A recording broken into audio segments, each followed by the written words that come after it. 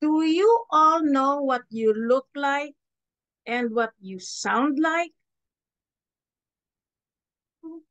Well, most people say, yeah, I know myself. I said, maybe you can get to know yourself the way people think they know you. You're like, what? I am me. I'm like, uh-huh. But let me tell you my story. I thought I knew me. However, the dreaded however word, I didn't realize that I had funny mannerisms.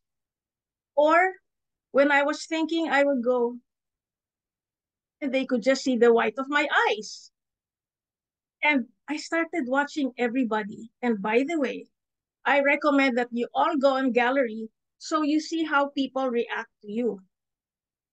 I found out that when you go on gallery, you know if people are so bored with your lecture that they actually walk out on you.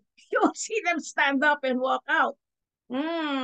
So first tip for the day is go on gallery mode.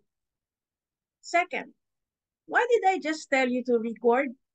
Well, you don't know what you don't know. What? You don't know how they see you. Do you really know what you sound like? Hmm? People say, of course, I can hear myself. Uh-huh. So why is it the first time people ever speak in public testing? Was that me? See? You just said testing, was that me? Hello. Wait till you hear myself. Hear yourself and hear them. Why? And you can research this.